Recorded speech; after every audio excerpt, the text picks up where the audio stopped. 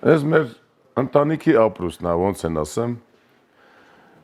զբաղվում ենք այս անասնապահությամբ, կթելը, կերակրելը, խնամելը, լրիվ մենք ենք անում։ Հենց չի որ նստած գործը առաջ է գնում։ Ստերից նայում ենք, ասենք, այն ժամանակ, երբ որ արդեն կովերի հանգստի ժամն է,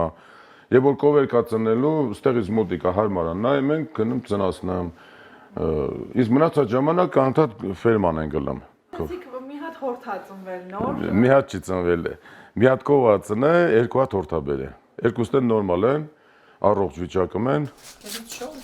Այստեղից այն կողմ Սարգիսի համար ոչ թե պարզապես անասնագոմ է, այլ իր հին զբաղմունքի ու նրա վերածննդի նոր աշխարհը։ 15 տարի օտարության մեջ ապրած զոոտեխնիկը անասնաբույծը հայրական տուն է վերադարձել ոչ թե հանգստանալու, այլ սեփական ձեռքերով կյանք տալու մի տնտեսության, որը ընդամենը 3 տարվա ընթացքում կրկնակի աճ է գրանցել։ Մեր լրագրողներից խմբի ոտքն էլ փաստորեն բարի էր այսօր, ու զույգ հորթերի ծնունդն էլ Սարգիսի ընտանիքում ընդունում են որպես բարի նշան։ Ու մինչ շատերը դեռ մտածում են թողնել օտար երկրներ գնալու մասին, Սարգսի տանը դրա ժամանակը չկա, քանի որ աշխատանքային օրը սկսվում է ոչ թե լուրերով, հեռուների գայթակղիչ զանգերով, այլ պատուհանից այն կողմ լսվող կովերի կանչերով։ Ռուսաստանից ես վերադարձել եմ 3 հատ թորնիկով, տղա թորնիկով, որ մեր ապագա զինվորներ են։ 2 տղայիս հետ հարսս է, մեկ փոքր տղայիս էլ նշանել ենք էսա մինչև մայիսը հարսանիքն ա լինելու։ Փոփոխություններ են եւ ֆերման եմ կարգավորել սարքել 0-ից իմ ուժերով։ Մենակ այս ֆերմայի վրա 20 միլիոն դրամ եմ ծախսել։ Ես հաշվարկն արել եմ։ Ուստեկի փողերով եւ այս շին մատերիալի եւ դրա զուգահեռ ապրիլ ենք ուզում, մենք ընտանիք ենք 9 հոգյանոց ենք, տներն եմ ձևափոխել, այնտեղ բաղնիկ զուգարանա, կուխնիներ կա, բաներ կա, չէ՞, դա շատ ծանր է, շատ դժվար է, բայց մենք չենք հիասթափվել, դա մենք տուն ենք եկել։ Լավ կլեր չգնայինք, ինձ ճիշտն է ճիշտ է, լավ կլեր չգնայինք։ Դե հայի բախտ է, Ռուսաստան կլի, թե Եվրոպա, թե Ամերիկա, գնացողներն էլ լավ բանի չեն գնում, էլի։ Ապրելու համար են գնում իրանց կարիքները հոգալու, որովհետև վարկային մոմենտներ են ժամանակ վատ էր, շատ վատ էր։ 20 միլիոն դրամ ու 15 տարվա կարոտ։ Սարգսի համար սա պարզապես վիճակագրություն չէ, այլ վերադարձի տոմսի արժեքը, որը նա վճարել է օտարության մեջ քրտնաջան աշխատանքով։ Նա վերադարձել է ոչ թե ձեռնունայն, այլ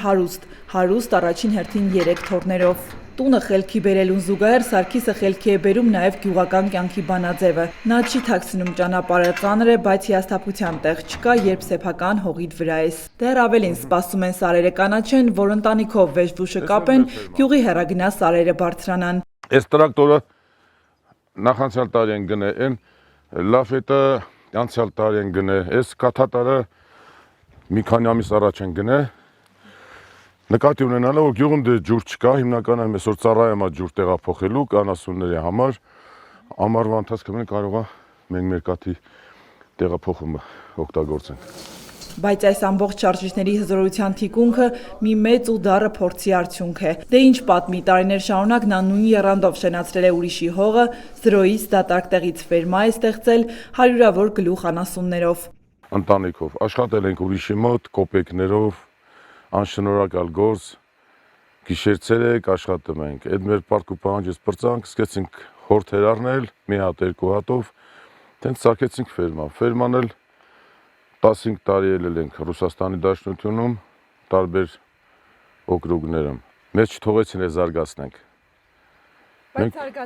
զարգացրել ենք 100 կթուկով ենք սարքել, 300-350 գլուխ ոչխար, մայր ոչխար ունենք, 2 ձի ունենք, լավ շներ ունենք։ Ուղղակի մենք արդեն լրիվ էլ հասկանալի է, որ մեր հողը չի, մեր տունը չի։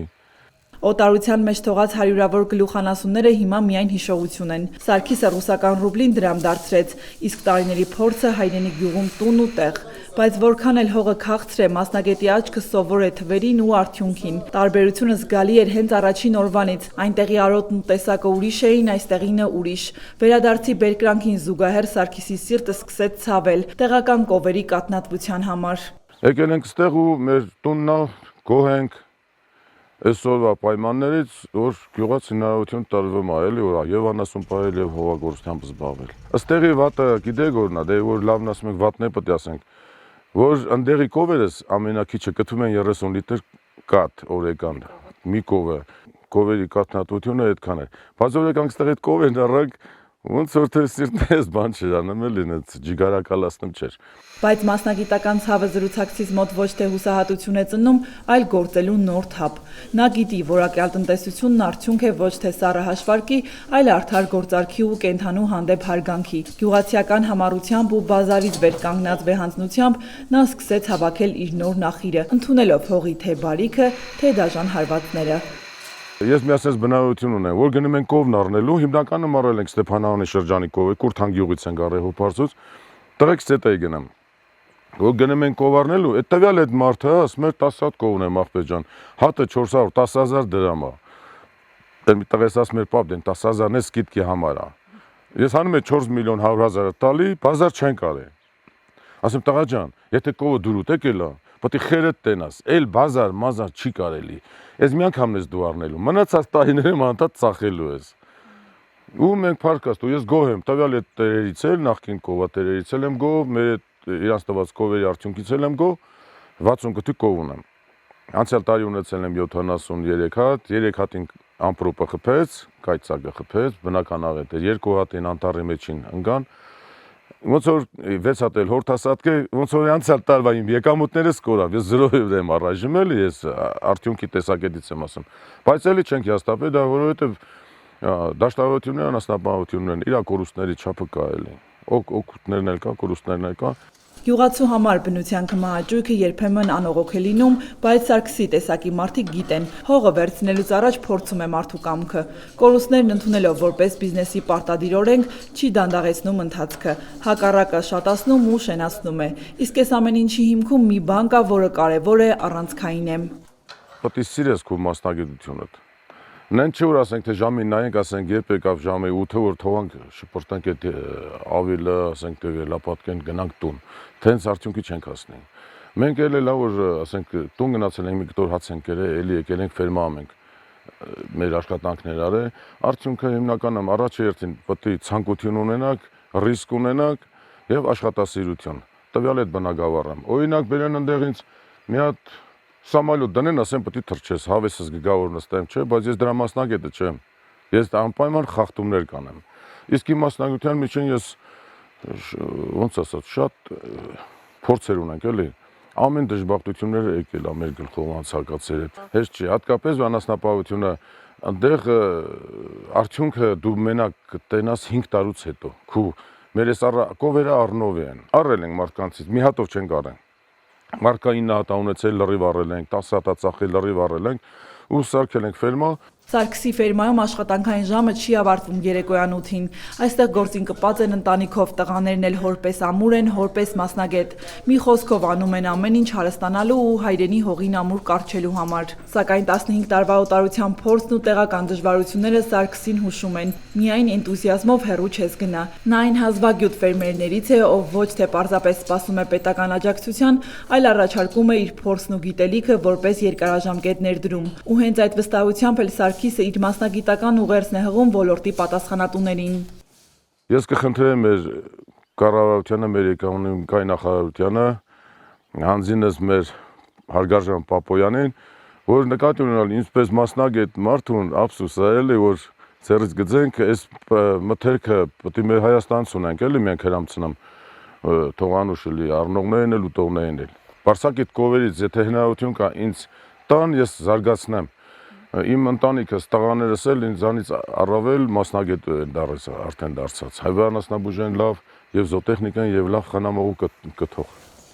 Սեփական տնտեսության ապագայից զատ փորձառու ֆերմերին այսօր մեկ այլ հարցել է մտահոգում. ով է շարունակելու իրենց գործը տասնյակ տարիներ անց։ Նա հասկանում է, որ եթե գյուղի տաղանդավոր երեխաների համար այսօր հեռանկար չստեղծվի, ապա վաղը գիտելիքն ու հողի մշակույթը պարզապես կմարեն։ Բայց նկատել է, որ ի տարբերություն Ռուսաստանի, մեր երկրում կրթությունը առաջնորդվում է պտղունց ունես գլուխ քորի սկզբունքով։ Շնորհալի ու տաղանդավոր երեխաները հանձինս պետության տեր չունեն։ Օրինակ, ես կուզենայի մեր գյուղի լավ սովորող երեխաներից մեկին պետությունը իր ձեռը առնի, մեր գյուղերը շատ տաղանդներ են, փչանամ։ Ես կուզենայի մեր գյուղերի երեխաներին նկատի ունենան ու այդ երեխեքին ուղարկեն բարձրագույն հաստատություններում համապատասխան գյուղին վերաբերվող մասնաճյուղերում զարգացնեն։ Որովհետև ոնչ մեր շրջանները մի քանի հատ անասնաբուժներ կան, լավ։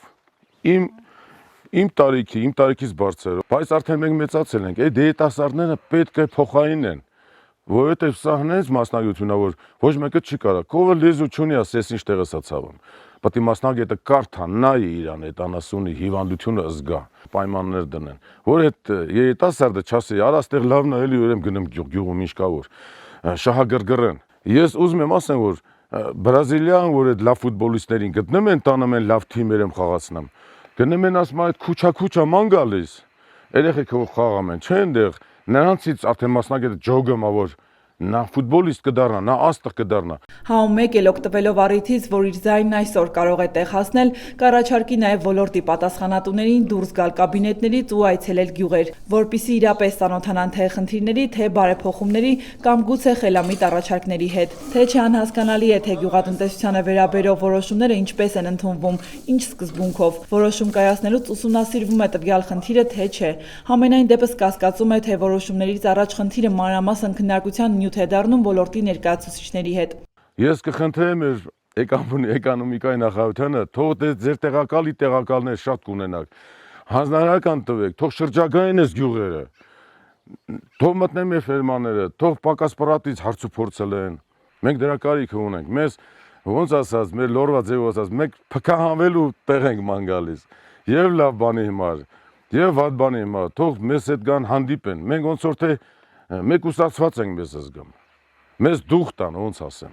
Տարբեր սորտի կովերից այս շվիցի խառնուրդ է, դրա համար մաման լավ կով է, բարձակի։ Այս էլ Հոշտեյնի խառնուրդ է, խառնածին է։ Իր տեսակի տարբեր տեսակի պահում ենք, որ նեղազգացական բուծում չստանանք, էլի։ Ես այն իջներն էլ պատրաստում ենք մեր ֆերման վերարտադրելու համար։ Զրուցակիցս չի սպասում, որ իրեն պարզապես օգնեն, նա սպասում է, որ իրեն տեսնեն։ Լորվա մարդուն բնորոշ անկեղծությամբ նա փքահանվելու, այսինքն իր խոսքը տեղ հասցնել է ուզում։ Հույս ու թիկունք է ուզում հանձինս ոլորտի պետական պաշտոնյաների, որպիսի իր տարիների վաստակը կախված չլինի պատահական առևտրականի քմահաճույքից, որ ստացվող եկամուտը չդառնա մեկին ավար, մյուսին խավար, այլ արդարամտորեն բաշխվի արտադրողի, միջնորդի ու ապա վաճառողի միջև։ Չէ՞ որ այս պատերի ներսում ամեն ինչ հաշվարկված է մասնագիտական ճշգրտությամբ, ինքնաշխատ համակարգերից մինչև կենդանիների խնամք, ամեն ինչ թվում է ճիշտ պիտի լինի ըստ նախնական հաշվարկի, մինչև որ հանդիպում ես վաճառքի խնդրին։ Առևտրականը գալիս է, մենք մեր անասունները գինը չենք կարող ասենք։ Որովհետև ասում աղբե ջան 300,000-ով կտաս կտանեմ, չէ, ասում հետա դառնամ։ Համի մտածում ենք, արա սրան եթե չտամ, վաղը մի վարկի օրն է, օրինակ։ Մյուս օրը մի բան պետք է առնեմ, չէ։ Բող չտամ, բող էլ չգան։ Ստիպված իրանց ասած գնի տալիս ենք։ Հորցերը վեկալան տանան, հորց սուլիկները տանան, էքերը մնացին, թեպետ ինձ դա օգուտ եղավ։ 13 հատ եք մնաց, արդեն վերարտադրելու կենդանիներ մնացին։ Այստեղ 82 գլուխ կով է տեղավորում։ Այս խմոցների ջրի ավտոմատացրած է։ Մենք դուրս չենք անում, որ ասեն գնա, եթե դուրս անենք, արդեն զբոսանք ենք դուրս անում։ Իսկ ընդհանուր արդեն իրանք երբ ցանկանան, թող այն ժամանակը ջուր են խմում։ Այստեղ իրանք քթով արդեն գիտեն, քթով սխմում են, ջուրը գալիս է։ Այն նասոսով, հա? Կաթը ոնց է կթում։ Կաթը ձեռքով են կթում առայժմ, մեր փորձը շատ բավարարում է մեզ, եւ իմ տղաներին, եւ իմ իրա հետ էլ պարկաստո, հլա որ ձենձուն չկա բարձր գոռացող մենակ ես են։ Ի օգուտ իրանց, ի շահ իրանց։ Ու հենց այստեղ գոմի ու գոմաղբի կիզակետում աշխատանքի ամենածանր պահին երբեմն 15 տարվա օտարությունը հետ է քաշվում ու տեղը զիջում պապական խրատներին։ Լորվա ձորերի պես խորը ու դիպուկ մի առակ էլ Սարգիսը միշտ պատրաստ ունի։ Պապուց է ավանդել մարդու աչքի ու արդարության մասին պատմելու։ Մանանա, եսա մի հատ առակն եմ պատմել։ Մարդու աչքը ծակա։ Ուրեմն մորականս պապը Մանթաշ Մելիքյանը 93 տարեկանում մահացավ։ Թող իրա թորները լսեն, օտար տեղերում շատ կան։ Առակասով մարդ էր։ Արդարությունից մի բան պատմեր։ Ասում գելը, արջը աղվեսը։ Այդ պապիս էլի միջայլոց գել էին ասում։ Ածականը գել է։ Գելը արջը աղվեսը, ասում սարերով ճամփա են գնում։ Գնում են սոված են։ մեկ էլ մի հատ ոչխար, մի հատ էծ, մի հատ էլ ուլ են գտնում։ Արջը ասմա, գելին ասմա լա բաժանի, մեր միջին։ Ասմա, արջ աղբեր, ոչխարը քեզ, էծը ինձ, ուլը աղվեսին։ Արջը թանթլիկով վերնի խպամա, գելի աչկերի դուսա գալի։ Աղվեսին ասմա, աղվես այ դու բաժանի։ Աղվեսն ասմա, համի զոնց բաժանի որ է սրա սրտով լի։ Ասմա արջ աղբեր, ոչխարը առավոտը կուտես։ Ճաշին էծը կուտես, իրիկ ունել ուլը։ Ասմա, ես քու ցավը տանեմ, ես արդար բաժանիլ որտեղից սուրեցի, ասմա գելի աչքերիցը։ Պապը զոր պատմում էր, ասմեր գելը, ասմեր պապի ինչ, ասմեր գելը։ Պապի պատմածառակն ու կյանքի դասերը Սարգիսը ինչ խոսք լավ է սերտել։ Դրա համար էլ դեռ փոքրուց լավ էր հասկանում հայրական հինավուրց պատերի ու նրանց ներսի ջերմության արժեքը։ Ու հիմա, երբ ինքն է դարձել այդ պատերի տերը, հասկանում է օտարության 15 տարիները միայն ավելի են պնդացրել այն կապը, որը երբեք էլ չի կտրվել։ Վերջինիս լավագույն ապացույցը թերևս այս տարիքում թողնել դառը քրտինքով ստեղծածը ու հայրենադարձ լինելն է։ Բայց միայն հայրենիքի կարոտը քիչ է, որ 100 հազարավոր տարագիրներ բռնեն հայրենի եզերքի ճանապարհը։ Իշխանությունը վերադարձողների օրինակով պիտի խրախուսի ներգաղթը, իսկ խրախուսելը միայն եւ միայն իրենց լսելն է, բարձրացրած խնդիրները քննարկելը եւ հնարավոր լուծումներ գտնելը։ Այն ժամանակ, երբ տարագիր հայը տեսնի, որ վերադարձի դեպքում հայոց պետությունը իր կողքին է, որ ինչքան էլ կթմկահարվի, թե նոր իրականություն է, նոր կառավարություն եւ հինն արդեն անցյալում է, ոչինչ չի օգնելու, եթե շարունակվելու է այսպես։ Իսկ ուշադրության դեպքում պետություն, ֆերմեր, հաջողված օրինակները ներգաղթը կդարձնեն վարակիչ ու մեկ էլ կտեսնես, որ կծաղկեն ամայացող գյուղերը։ Տասնամյակներ շարունակ մութ ու լուր տներում խավարի փոխարեն լույս կլինի։ Զարթոնք ու գյուղական դատարկվող դպրոցները կծփան երեխաների առատ հոսքից։ Ուրիշ տեղ ուր գնաս, սա իմ տունն է, ստեղծված տեղ իմ հորական տունն է, այս տունն էլ որ սարքել է իմ պապաս է սարքել, մամաս քարուցե խաթրի պապաս է պատել է։ Ոնց կարաս թողած գնաս, մոռանաս կամ ծախես։ Հարգելի հետևորդ, մինչև տեսանյութի դիտումը առաջարկում եմ բաժանորդագրվել մեր էջին եւ հավանել այս տեսանյութը։ Ձեր այդ աջակցությամբ հնարավորություն եք տալիս շարունակել աշխատել եւ ներկայացնել ել ավելի հետաքրքիր մարդկանց ու մարդկային զարմանահրաշ պատմություններ։